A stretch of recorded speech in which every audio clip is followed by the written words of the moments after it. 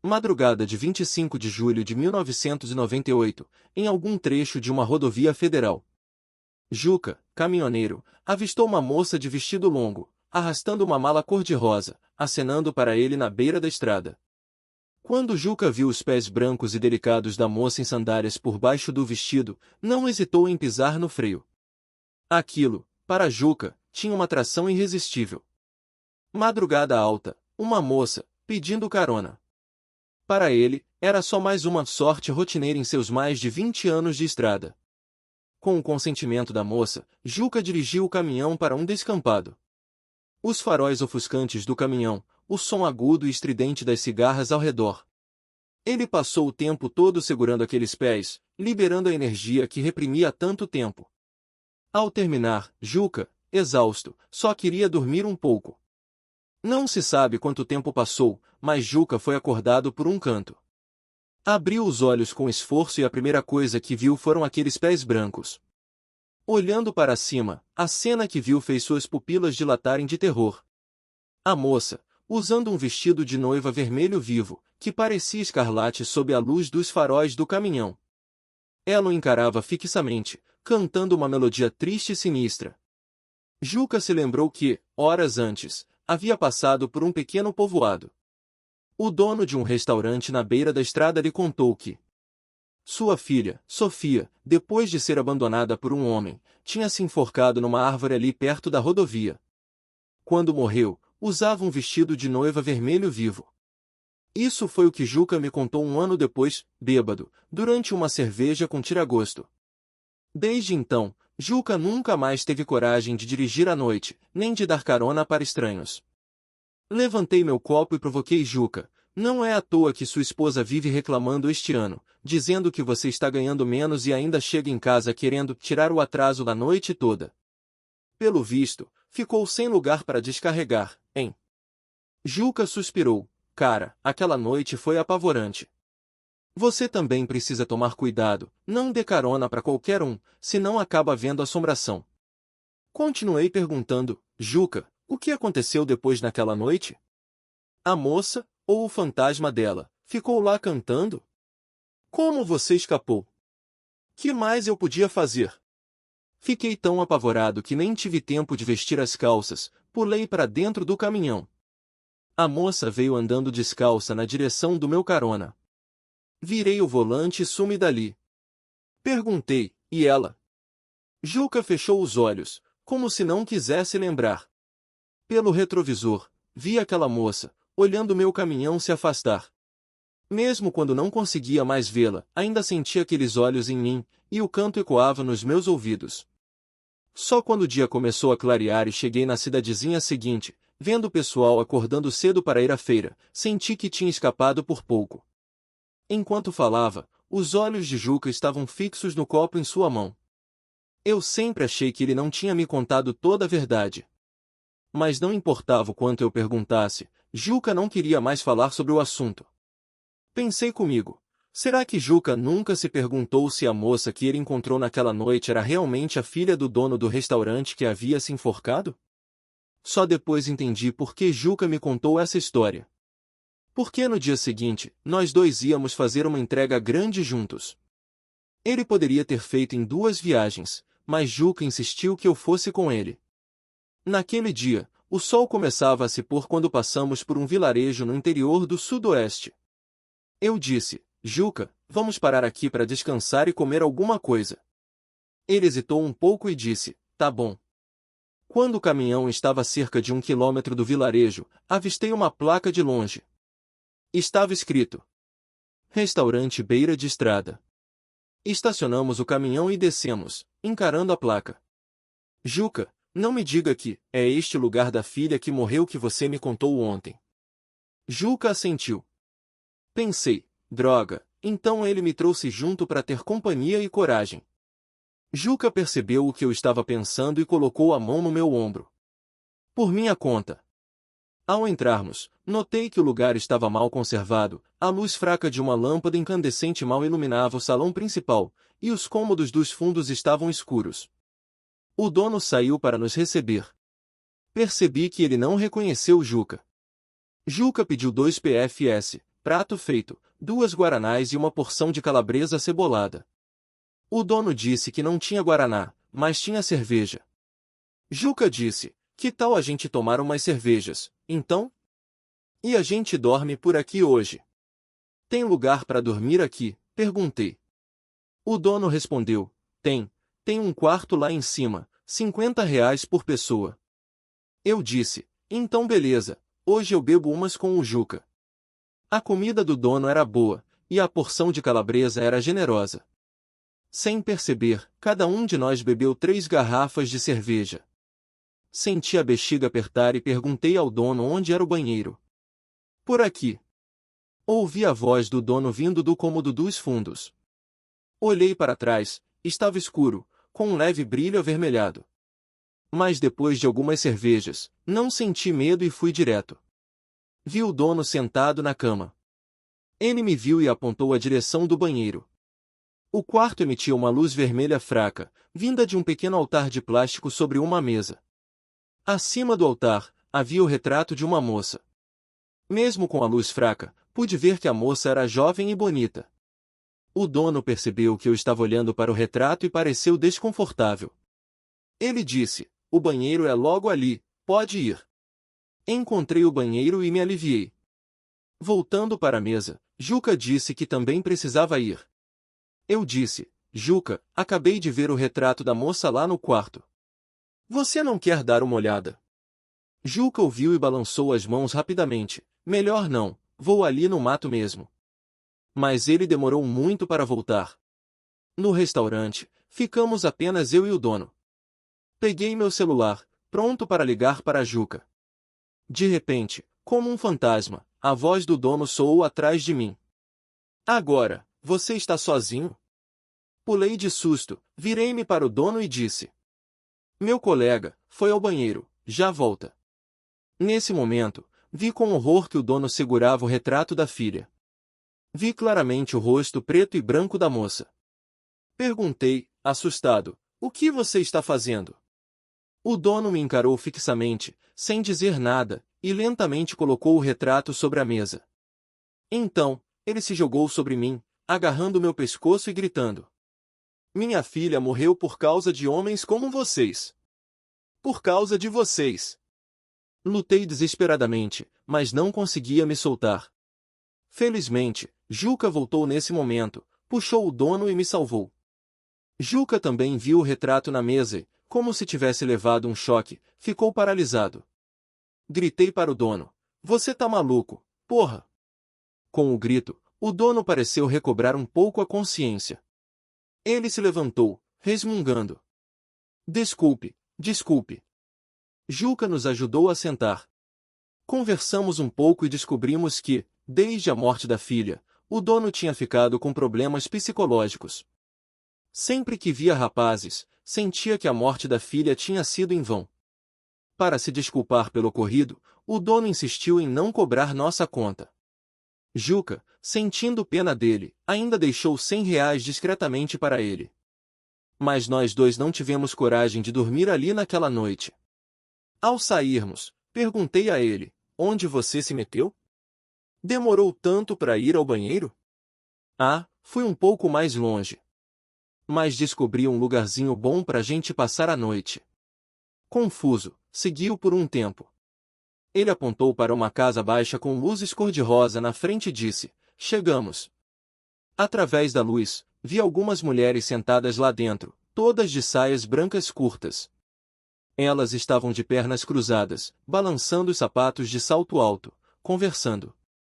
Isso não é aquele tipo de lugar? Perguntei a Juca. É sim. Hoje vamos dormir aqui. Não, de jeito nenhum. Vou dormir no caminhão. A gente mal ganha dinheiro nessas viagens, não vou gastar com isso. Juca me agarrou. Você nem é casado, que mal tem gastar um pouco com você. E aqui no vilarejo é baratinho, bom e barato. Sem conseguir resistir, acabei entrando, meio que obrigado. Logo acertamos o preço. Olhei para a mulher à minha frente, era um pouco mais velha que eu. Mas era bonita e tinha um corpo legal. O bom e barato que Juca disse era verdade. Depois, deitei na cama para descansar um pouco. Ouvi o estrado da cama do quarto ao lado batendo na parede sem parar. Pensei, esse Juca, com mais de 40 anos, ainda tem tanta energia. A mulher, ouvindo que no quarto ao lado ainda não tinha terminado, começou a conversar comigo. Ela disse que se chamava Vanessa, tinha 32 anos. Não era do vilarejo, mas já trabalhava ali há uns 7 ou 8 anos. Perguntei, tem muito movimento por aqui? Ela sorriu, o movimento vem em ondas. Às vezes, vem uns 10 numa noite, às vezes, passamos dias sem ninguém. Os clientes são geralmente caminhoneiros de passagem como vocês. De repente, lembrei de algo e perguntei, normalmente, quem passa pela estrada precisa comer. Por que o restaurante na entrada do vilarejo parece não ter movimento? Quem disse? Aquele restaurante costumava ser muito bom. Mas desde que a filha do dono morreu, ele anda desanimado com o negócio. Você sabe como a filha dele morreu? Perguntei. Isso foi no ano passado, mais ou menos nesta época. Não sei direito, só ouvi dizerem que a moça morreu de forma trágica. Vanessa acendeu um cigarro e disse lentamente, aquela moça teve uma vida sofrida. A mãe abandonou ela e o pai quando era pequena. Mal conseguiu terminar a faculdade, e a vida dela acabou. Vanessa pareceu se lembrar de algo mais, lembrei. Naqueles dias em que a moça morreu, no ano passado, esse seu colega aí do lado também esteve aqui. Na época, ele trouxe um rapaz jovem como você.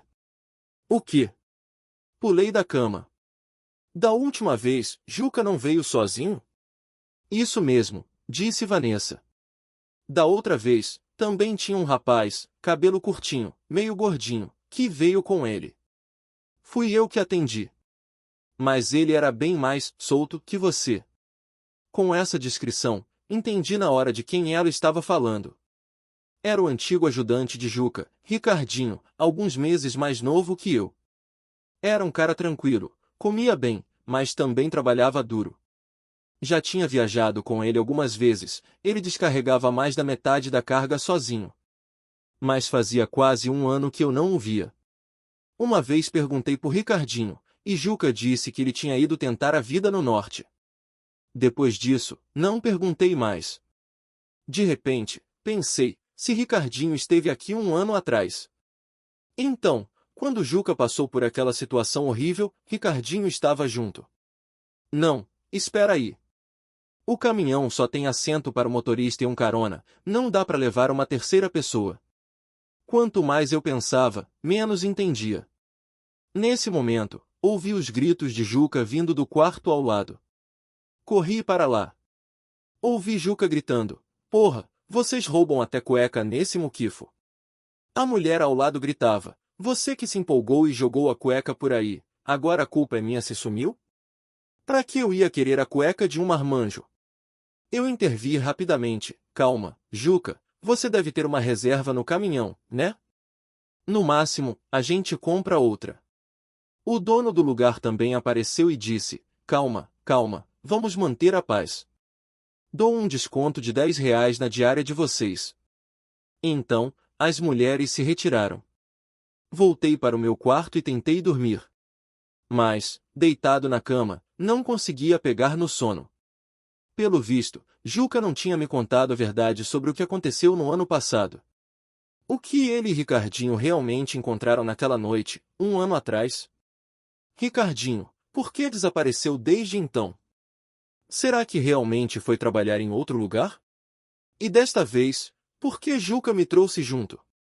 Será que havia alguma conspiração por trás disso tudo? No dia seguinte, por volta das 8 da manhã, Juca me acordou. Disse para sairmos cedo, para chegarmos ao destino antes do meio-dia. Bocejei e perguntei a Juca, dormiu bem ontem à noite? Mas vi que ele estava com duas olheiras enormes, parecia não ter dormido bem. Nos arrumamos rapidamente e fomos ao restaurante beira de estrada. Eu disse que desta vez era por minha conta. Pedi 2 PFS. O dono, ao nos ver, não quis aceitar o dinheiro de jeito nenhum, dizendo que já estava envergonhado pelo dinheiro da noite anterior.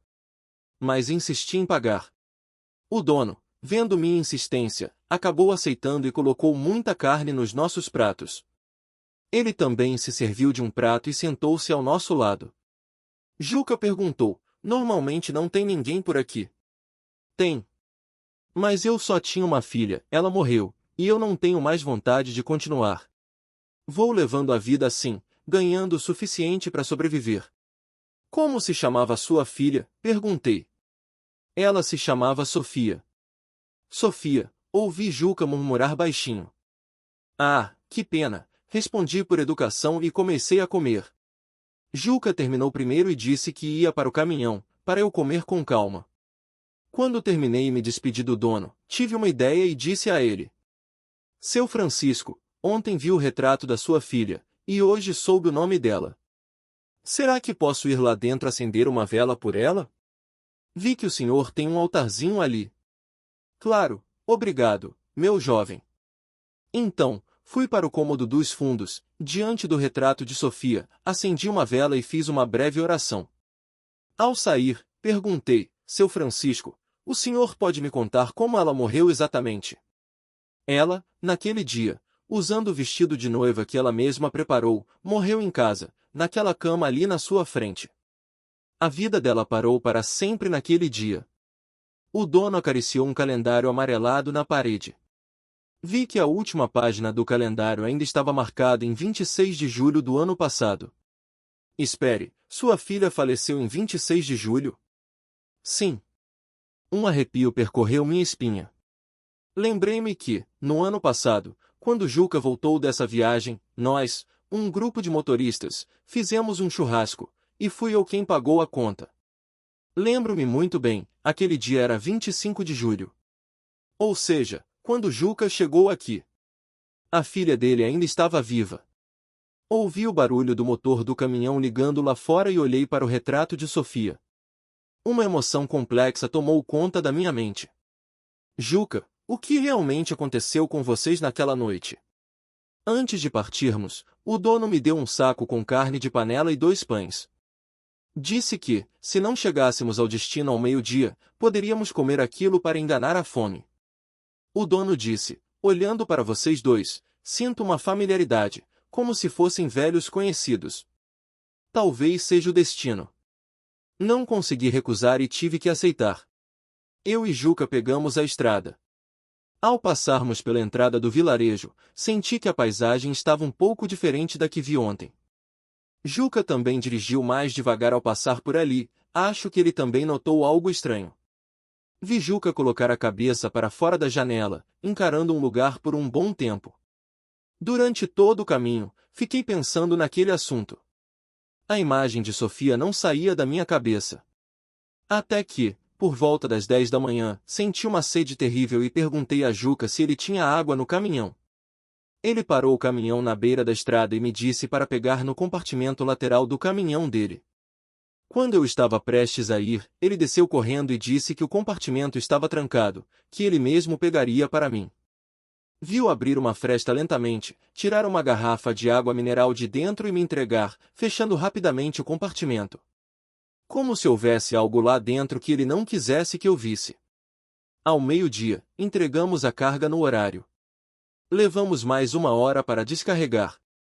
Quando terminamos, já passava da 1 da tarde, e eu e Juca estávamos suados e exaustos. O cliente que recebeu a carga nos levou para almoçar e reservou um quarto de hotel para tomarmos um banho e tirarmos um cochilo antes de partirmos. Durante o almoço, o cliente tirou um caderno da bolsa. A capa era amarelo vivo, parecia um diário de menina. Ele disse: Seu Juca, no ano passado, quando o senhor me entregou a carga, deixou isso aqui. Ao ver o caderno, Juca levou um susto e, tremendo, pegou-o. O cliente sorriu e disse: Esse caderno parece de mocinha, hein, seu Juca? Que sorte a sua! Juca respondeu: Não diga besteira, isso foi de outro cliente que deixou cair aqui. Então, um pouco nervoso, perguntou: Você não leu o que está escrito aí dentro, né? Fique tranquilo, seu Juca, guardei direitinho, nunca mexi. Ainda bem, obrigado. Juca suspirou aliviado. Ele se virou para mim e explicou: isso foi mesmo de outro cliente que perdeu aqui. Assenti, fingindo acreditar nele. Pensei, este diário deve ser de Sofia. De volta ao hotel, Juca desabou na cama e dormiu. Vendo que ele estava dormindo profundamente, fui sorrateiramente até a mesa, peguei o diário e comecei a folheá-lo. De fato, na primeira página estava escrito, Princesinha da família Silva, Sofia. O conteúdo do diário era, na maior parte, pensamentos triviais de uma garota comum. Apenas nos últimos dias, ela demonstrou um forte desejo por seu amado. 20 de julho, hoje faz 697 dias que estamos juntos. Quando você está por perto, cada dia é emocionante como um filme. Quando você não está, os dias passam como água corrente, fluindo sem parar. 21 de julho. O sol atravessa as frestas das folhas e ilumina meu rosto. Sinto como se estivesse de volta aquele dia no parque, deitada em seus braços. Sinto sua falta, mas não consigo te contatar. 22 de julho. Hoje, criei coragem e disse ao meu pai que vou te encontrar, que quero me casar com você. Meu pai gritou comigo, disse que você não pode me dar segurança. Mas, no meu coração, você é o homem que mais me dá segurança no mundo. 23 de julho. Vou te contar um segredo. Ontem à noite já arrumei minhas malas e trouxe o vestido de noiva que fiz com minhas próprias mãos. Ele fica lindo em mim. Quando eu chegar ao seu lado, as árvores e flores ao redor serão testemunhas do nosso amor. Vou olhar nos seus olhos e perguntar baixinho, você quer se casar comigo? Talvez por nunca ter lido emoções tão delicadas de uma jovem antes, meus olhos ficaram marejados enquanto lia. Pelo conteúdo do diário, ela não mostrava nenhum sinal de que queria se suicidar. Não percebi que Juca já havia se sentado na cama e me encarava com fúria. Até que ouvi sua voz. O que você está fazendo? Levei um susto, fechei o caderno rapidamente e gaguejei. Nada, eu nunca tinha visto o diário de uma garota, só dei uma olhada rápida, desculpe. Coloquei o diário de volta na mesa. Ele ficou em silêncio por um momento e disse, durma logo, saímos em 1 hora. Deitei-me rapidamente e fechei os olhos. Juca não se mexeu, senti que ele ainda estava me encarando. Depois de um tempo, ouvi-o deitar-se. Agora eu tinha certeza de uma coisa. Juca e Ricardinho realmente encontraram Sofia. E Sofia realmente entrou no caminhão deles. Quanto à relação da morte de Sofia com ele, e por que Ricardinho desapareceu, talvez o compartimento do caminhão de Juca guardasse a resposta. Eu precisava encontrar uma oportunidade para ver o que havia no compartimento lateral de Juca. Na viagem de volta, Juca escolheu outra estrada, que não passaria mais por aquele vilarejo.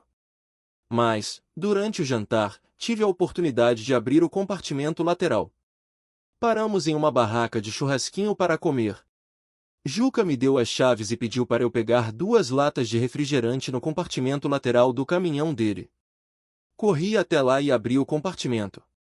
Na parte externa, havia algumas garrafas de água mineral e uma caixa de refrigerantes.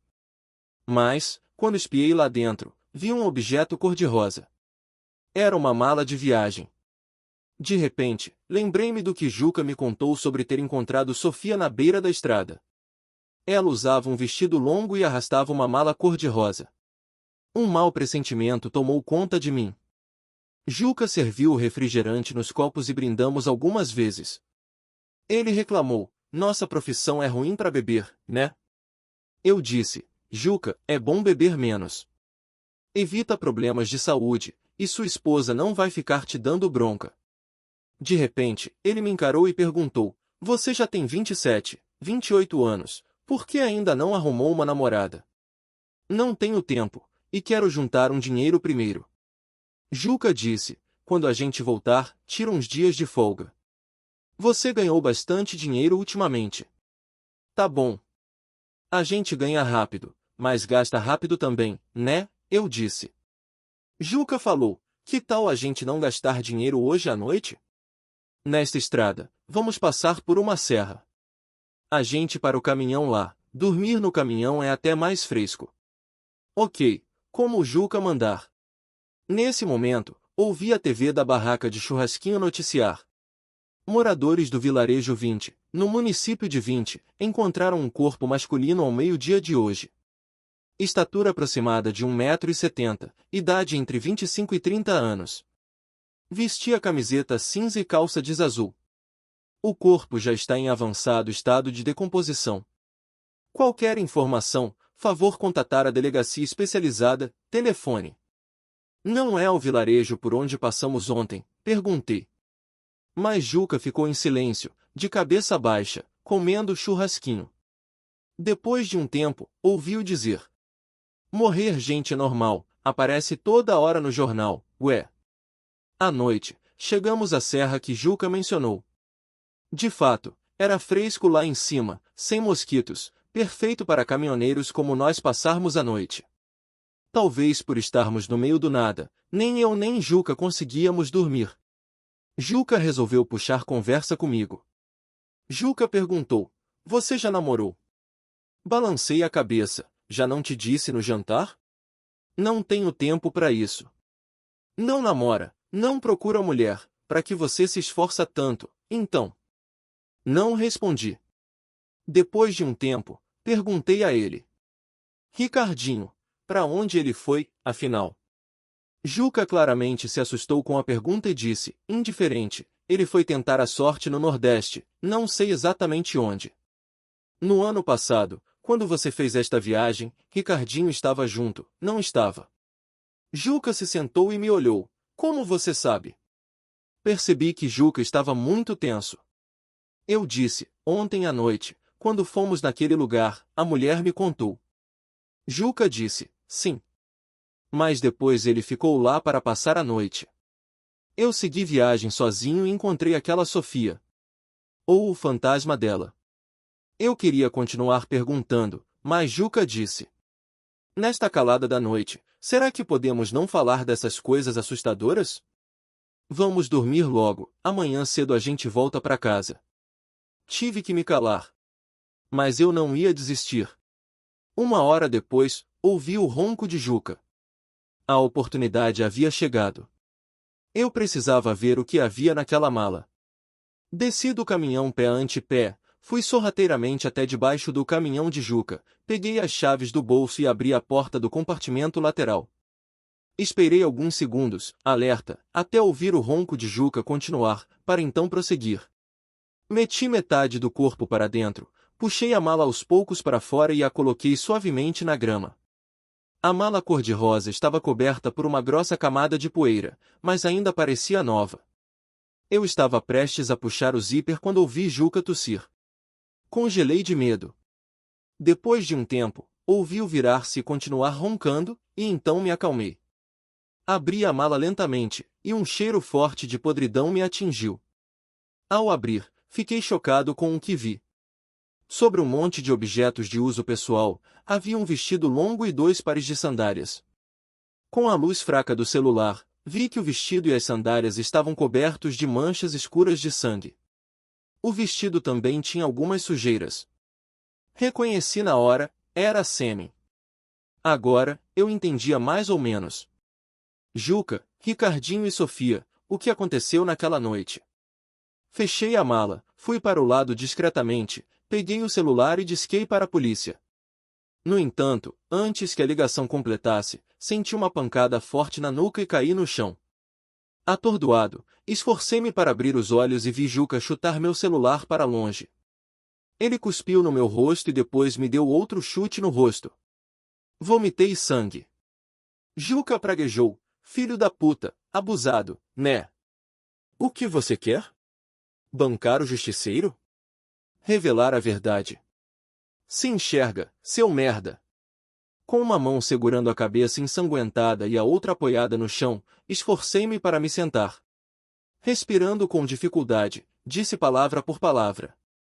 Sofia, naquela noite, entrou no seu caminhão e no do Ricardinho.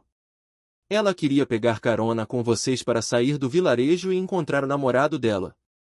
Mas vocês dois, logo depois de saírem do vilarejo, a levaram para um lugar isolado. Ela nunca concordou com nada. Vocês a violentaram, revezando-se, não foi? Ao ouvir minhas palavras, um sorriso perverso surgiu nos lábios de Juca. Aquela Sofia não ia concordar mesmo. Ela tinha um gênio forte, era arisca pra caramba, nem eu e o Ricardinho juntos conseguíamos segurá-la. Eu só queria aliviar a tensão, mas não imaginava que o Ricardinho, aquele moleque com cara de santo, fosse tão tarado na hora H. Depois de terminar, ele não se contentou, ainda foi mexer na mala da moça e pegou o diário dela para ler. Ricardinho disse que o diário dela só falava de saudade do namorado, que queria casar com ele e tal.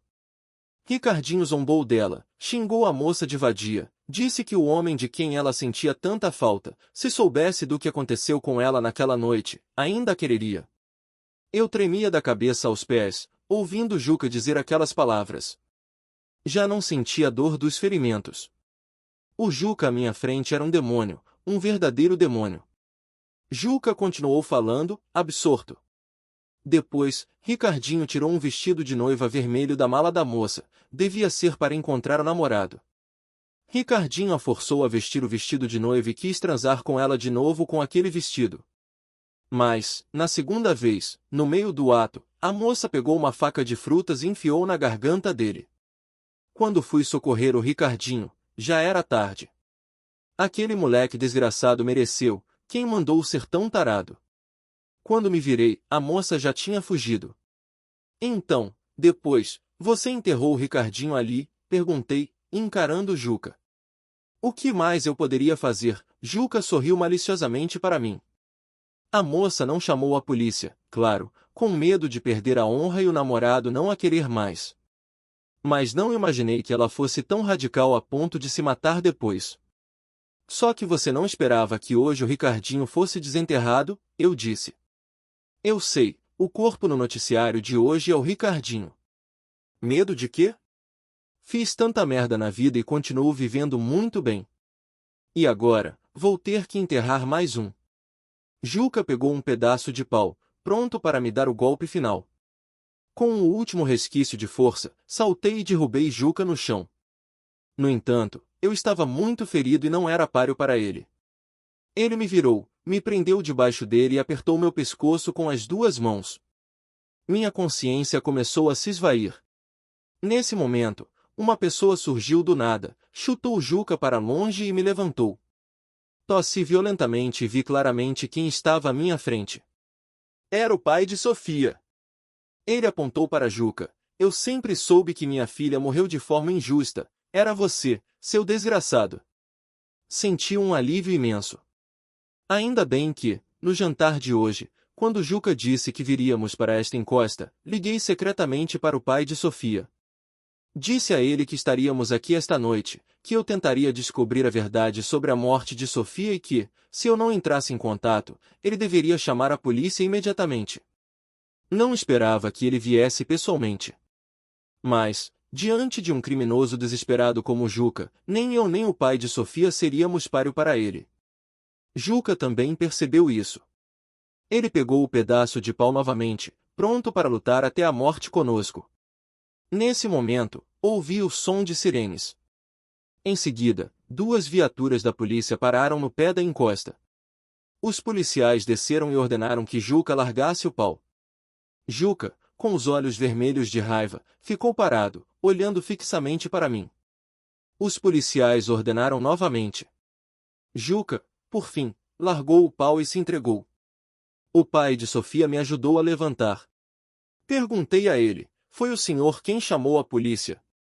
Sim, senti que algo ruim ia acontecer e avisei a polícia antes.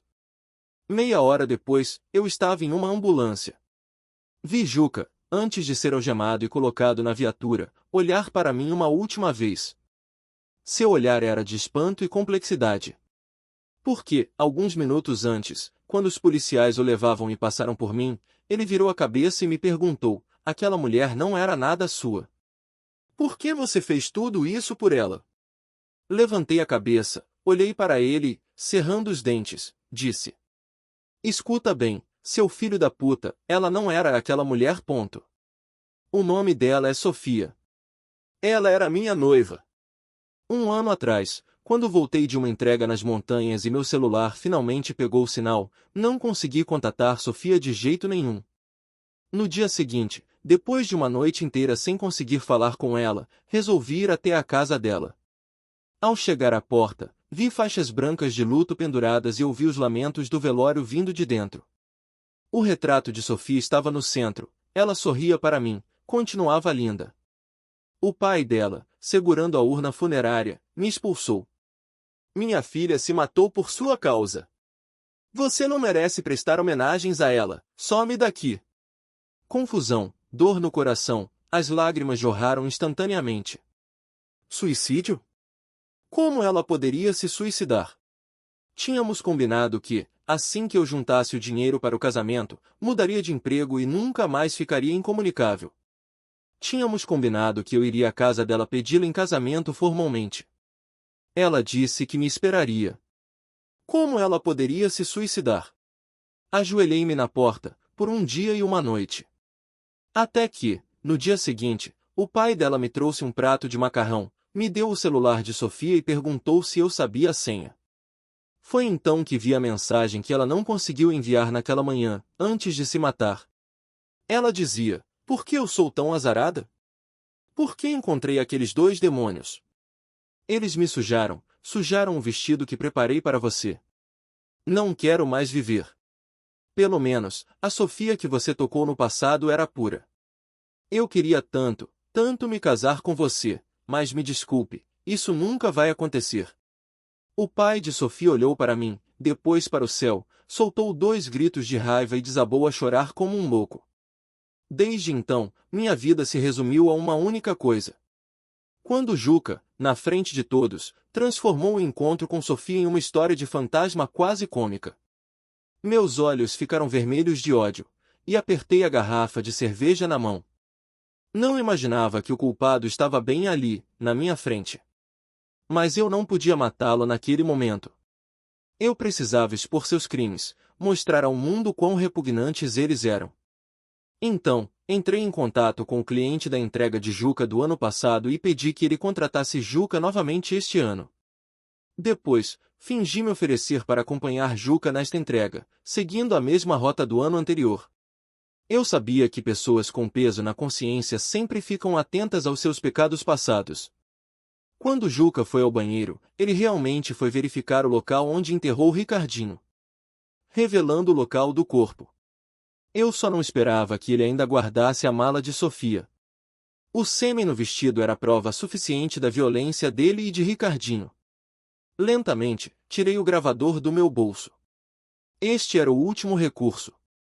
Entregando isso à polícia, não haveria mais dúvidas. Devido à gravidade do caso, Juca recebeu uma pena pesada, ele não sairia da prisão pelo resto da vida. Antes da sentença, a esposa de Juca chorou várias vezes na minha frente e na do pai de Sofia, dizendo que ele tinha família para sustentar, idosos e crianças, e pediu que o pai de Sofia desse uma carta de perdão. Mas nós dois recusamos. Olhei friamente para ela e disse: quando ele e Ricardinho violentaram minha noiva, por que não pensaram nisso? Cada um colhe o que planta. O tempo passou rápido, de repente, eu já tinha passado dos 30 anos. Continuo sendo um caminhoneiro batalhador, rodando pelo país 365 dias por ano. O diário de Sofia ficou ao lado do meu volante, acompanhando-me por milhares de quilômetros, por primaveras, verões, outonos e invernos. Com o tempo e o sol, a capa amarelo vivo já estava desbotada. Um dia, meu ajudante, que estava comigo há mais de um ano, me perguntou: chefe, vejo que você está sempre sozinho. Tem alguém inesquecível na sua vida? Sim. Qual o nome dela? Sofia. Ah. O ajudante coçou a cabeça e foi tirar um cochilo na sombra de uma árvore. Também encontrei uma sombra e me deitei. A brisa de uma tarde de verão me atingiu, e lembrei-me de muito, muito tempo atrás, quando Sofia estava assim, deitada ao meu lado, acariciando meu rosto. Vi que o vento virou o diário dela para a última página. O sol iluminava sua caligrafia delicada. Quando eu chegar ao seu lado, as árvores e flores ao redor serão testemunhas do nosso amor. Vou olhar nos seus olhos e perguntar baixinho: você quer se casar comigo? Olhando, adormeci. No sonho, Sofia vinha caminhando com um véu de noiva. O vento da montanha passava por seus cabelos, e o orvalho das folhas de lótus tocava seus pés. Ela subiu lentamente no banco do motorista, pegou aquele diário e acariciou as páginas amareladas. Ela sorria, muito feliz. Porque ela viu. No espaço em branco abaixo do texto do diário, havia duas palavras, recém-escritas. Eu aceito.